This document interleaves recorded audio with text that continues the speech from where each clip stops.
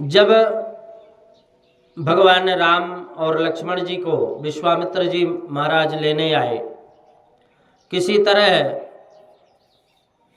गुरु वशिष्ठ जी के समझाने से महाराज दशरथ जी ने विश्वामित्र जी के साथ में अपने प्रिय राम और लक्ष्मण जी को जाने की अनुमति दी। वरना पहले तो मना कर रहे थे कि नहीं, ये मेरे दोनों चारों सुत मेरे प्राण की जैसे है, जैसे मेरे प्राण हैं। और उनमें से राम तो बिल्कुल शांत है, शांताकारम भुजगशयनम है। तो माता पिता का आदेश लेकर वंदन करके राम जी आशीर्वाद लेकर के दोनों भाई राम और लक्ष्मण जी चले गए। पीछे पीछे विश्वामित्र जी के पीछे पीछे चल रहे हैं। विश्वामित्र का मतलब है जो जगत का मित्र है। तुम भले ही मित्र मत बनो, लेकिन किसी से शत्रुता भी मत पालो, किसी से दुर्व्यवहार मत करो। और जब जगत दुर्व्यवहार नहीं करोगे तो फिर पीछे राम जी चलेंगे, परब्रह्म चलेगा। श्री राम परब्रह्म है और लक्ष्मण जी शब्द ब्रह्म है। शब्द ब्रह्म और परब्रह्म साथ साथ रहते हैं। श्री कृष्ण लीला में श्री कृष्ण परब्रह्म है और लक्ष्मण जी शब्द ब्रह्म है। अकेले राम जी किसी जगह नहीं जाते, और कदाचित यदि चले भी जाएं तो वो तो बहुत जल्दी फिर वापस भी आ जाते हैं। लेकिन जहाँ लक्ष्मण जी हों तो फिर वहाँ रुकते हैं। तो राम जी श्याम सुंदर हैं, लक्ष्मण जी गौर सुंदर हैं। राम जी पीला पीतांबर पहनते हैं तो लक्ष्मण जी नीला पहनते हैं। लक्ष्मण जी और राम जी दोनों गुरु वशिष्ठ जी के गुरु जी के पीछे पीछे चलते रहे। तो रास्ते में ताड़का नाम की एक राक्षसी आ गई। जंगल होकर जा रहे थे, तब ताड़का भयंकर गर्जना करने लगी। विश्वामित्र जी ने कहा कि इस भयंकर जंगल में यह राक्षसी बालकों की हिंसा करती है, तुम इनको मारो। श्री कृष्ण लीला का वध आरंभ, श्री कृष्ण लीला का आरंभ पूतना के वध से हुआ, और राम जी की लीला का आरंभ ताड़का के वध से हुआ। ताड़का राक्षसी है और वासना भी राक्षसी है, पूतना भी राक्षसी है। वासना ऐसी राक्षसी है कि जिसको जितना प्राप्त होता है उतना ही उसकी भूख बढ़ती चली जाती है। वासना ऐसी राक्षसी है कि यह खिलाने वाले को भी खा जाती है। खिलाने वाले को खा जाने के बाद भी इसकी तृप्ति नहीं होती। तो अनेक बार मनुष्य ऐसा समझता है कि जीव, आंख, कान, मन आदि इंद्रियां जो जो सुख मांगे वह एक बार में भोग लूं, बाद में शांति रहेगी। अरे इंद्रियां मांगे वह सुख भोगने से तो वासना बढ़ती है, घटती नहीं है। भोगने के पश्चात ऐसा आभास होता है कि शांति मिली है, परंतु वह खोटी शांति है, और भोग तो उल्टे अशांति बढ़ाती है। इन इंद्रियों को जितना लाड़ प्यार करोगे फिर वासना शांत नहीं होगी, बढ़ती चली जाएगी। वासना शांत होती है विवेक से।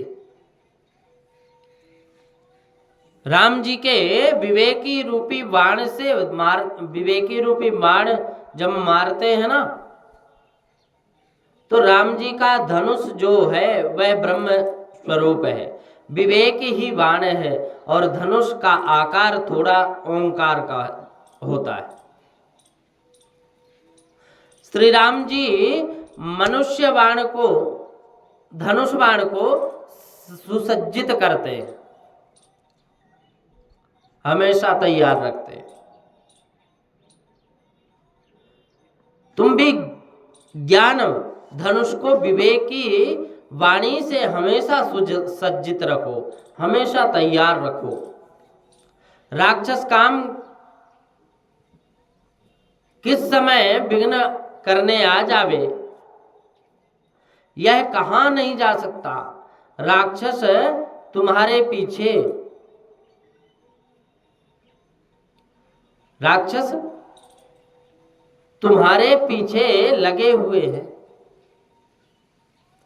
तुमको मारने आते हैं, परंतु राम जी की तरह तुम धनुष बाण को सुसज्जित रखोगे, ज्ञान विवेक को सचेत रखोगे, तो राक्षस मरेंगे, इसमें कोई संदेह नहीं है। फिर राक्षस मरेंगे, लेकिन अपने ज्ञान और विवेक को सचेत रखोगे ना, तो फिर राक्षस मरेंगे। राक्षस मर नहीं गए हैं, राक्षस तो अब भी जीवित हैं और सर्वत्र फिरते हैं। काम, क्रोध, लोभ, मोह इत्यादि सब राक्षस हैं। वे असावधान जीव को मारते हैं। प्रतिक्षण जो सुसज्जित रहता है ना, सावधान रहता है, जो अड़िग रहता है,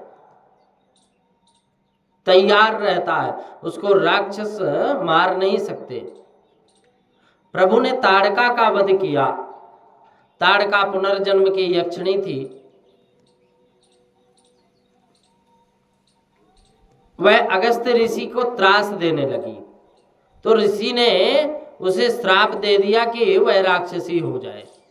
तो रघुनाथ जी ने ताड़का का उद्धार किया। रघुनाथ जी ताड़का का उद्धार किया। शापात् पिशाचतां प्राप्तः मुक्तः राम प्रसादतः। शापात् पिशाचतां प्राप्ता मुक्ता राम प्रसादतः। रघुनाथ जी ने ताड़का का उद्धार किया। तत्पश्चात राम जी, लक्ष्मण जी विश्वामित्र जी के आश्रम में पधारे। अब श्री राम लक्ष्मण का दर्शन करके ऋषियों को बहुत आनंद हुआ।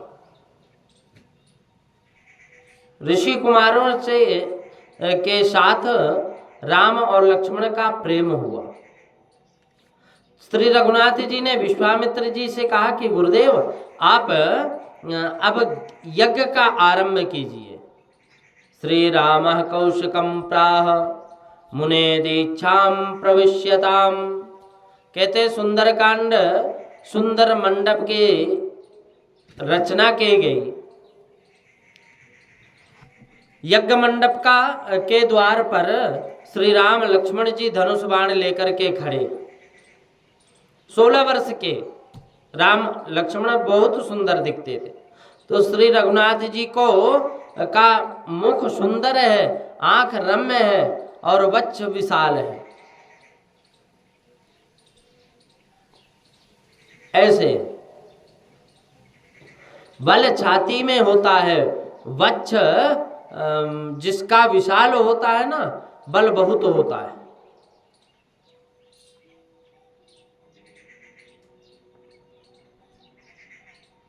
वक्ष जिसका विशाल होता है। राम जी का हाथ घुटने को स्पर्श करता था। आजान बाहुम, श्री राम जी क्या थे? आजान बाहुम राम जी थे। हाथ घुटनों को स्पर्श करना महायोगी और अति भाग्यशाली का लक्षण है। राम जी आजान बाहुम है। आजान बाहुम धृत सर धनुषम बद्ध पद्मासनस्थम पीतम वाशोन वसानम नव कमल दल स्पर्धि नेत्रम प्रसन्नम। हाथ का घुटने को स्पर्श करना महायोगियों का, अति भाग्यशालियों का लक्षण है। और कदाचित तुमको लगता होगा कि हमारा हाथ भी घुटने से लगता है। अरे ऐसे बैठे बैठे घुटनों का हाथ लगे उसका कुछ अर्थ नहीं है। खड़े होने के बाद हाथ घुटने के नीचे स्पर्श हो, इतना लंबा हाथ हो, तो वो भाग्यशाली होता है, वो भाग्यशाली होता है। राम जी का हाथ बहुत लंबा है। एक वैष्णव ने राम जी से पूछा कि महाराज आपका हाथ इतना लंबा क्यों है? तो राम जी ने कहा कि मेरे भक्त दर्शन करने आते हैं। अब उन सब से एक एक से मिलने की मेरी बहुत इच्छा होती है। मैंने हाथ दिखाए, बोले हाथ हैं, उन सब में एक एक से मिलने की मेरी बहुत इच्छा होती है। मैंने हाथ इसलिए लंबे रखे हैं कि यदि मेरा कोई भी भक्त, मेरी बहुत इच्छा होती है कि मेरा कोई भी भक्त कहीं मेरे से छूट बिना मिले ना निकल जाए। राम जी इधर यज्ञ की रक्षा करने के लिए आए। पहले पूतना को मारे और फिर यज्ञ की रक्षा में चले गए। श्री राम महायज्ञ मंडप में देखकर बहुत प्रसन्नित हो रहे, बहुत प्रसन्नचित हैं।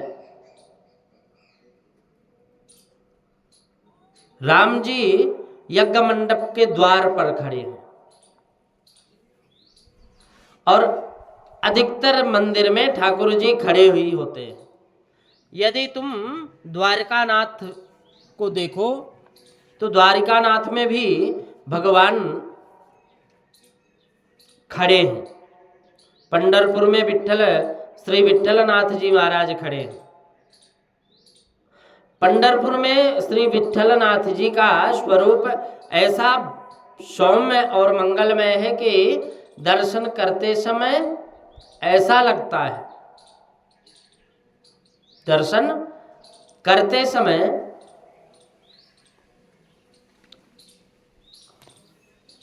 ऐसा लगता है कि वो खड़े हैं और खड़े रहकर किसी की प्रतीक्षा कर रहे हैं। ठाकुर जी का श्रीअंग तो बहुत ही कोमल है, फिर भी वे भक्तों के लिए खड़े हुए हैं। राम जी खड़े हैं और खड़े होकर के दर्शन दे रहे हैं।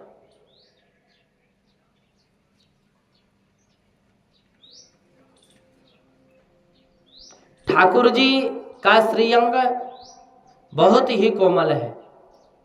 प्रभु किसी की प्रतीक्षा कर रहे हैं, प्रभु किसी की प्रतीक्षा कर रहे हैं। ठाकुर जी का श्रीअंग तो बहुत कोमल है। प्रभु भी वे भक्तों के लिए खड़े हैं जो एक दिवस मन में थोड़ा विचार आया कि चलो ठाकुर जी समस्त दिवस खड़े रहते,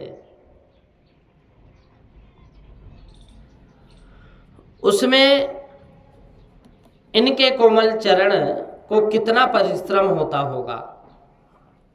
तुमको कोई 1 घंटा खड़ा कर दे, तुम्हारी क्या दशा होगी। यहां हमेशा राम जी खड़े हैं, ठाकुर जी खड़े हैं। राम जी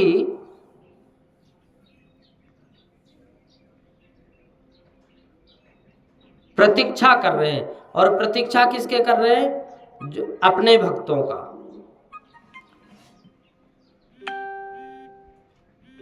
श्रीनाथ द्वारा में श्रीनाथ जी बाबा जी खड़े हैं। तुम आंध्र प्रदेश में जाओ तो वहां बालाजी महाराज भी खड़े हैं। परमात्मा जगत को बोध देते हैं कि अपने भक्तों से मिलने के लिए, अपने भक्तों से मिलने के लिए मैं आतुर हो खड़ा हूं। श्री राम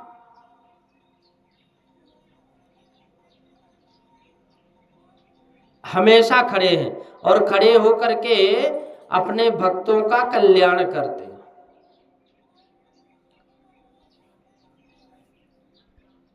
परमात्मा जगत को बोध देते हैं। परमात्मा पूर्ण कृपा करते हैं।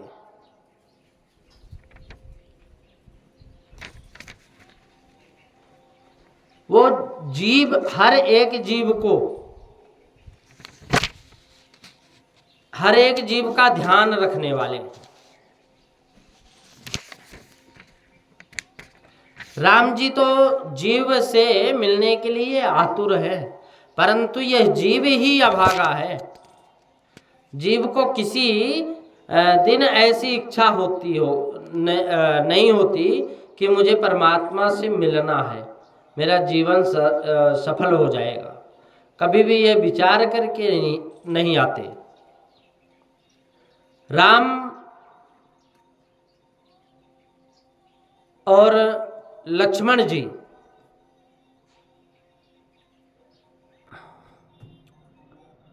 जीव को किसी दिन ऐसी इच्छा होती नहीं कि मुझे परमात्मा से मिलना है, कभी नहीं होती। और यदि मिल जाए, हो जाए, तो समझ लो भगवत कृपा है। आत्मा परमात्मा का मिलन अर्थात सच्चिदा परमानंद। मानव के साथ मिलने में कदाचित सुख हो, परंतु यह निश्चित नहीं कि मिलन में हजार गुण भी दुख भी हैं। जहाँ संयोग है वहाँ वियोग भी अवश्य है। संयोगा विप्रयोगांतः, संयोग वियोग के लिए ही होता है। अब जगत में कोई स्त्री पुरुष के मिलने की इच्छा नहीं रखना।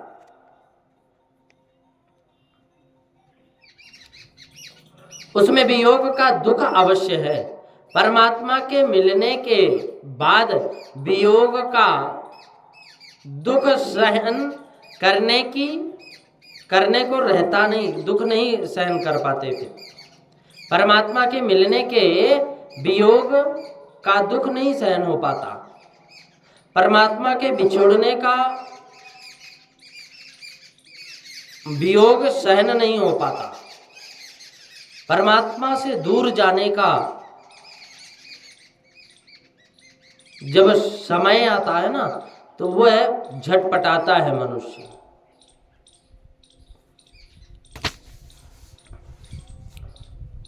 एक बार परमात्मा जीव को आलिंगन दें, उसके पीछे जीव ईश्वर को कभी बिछड़ता नहीं।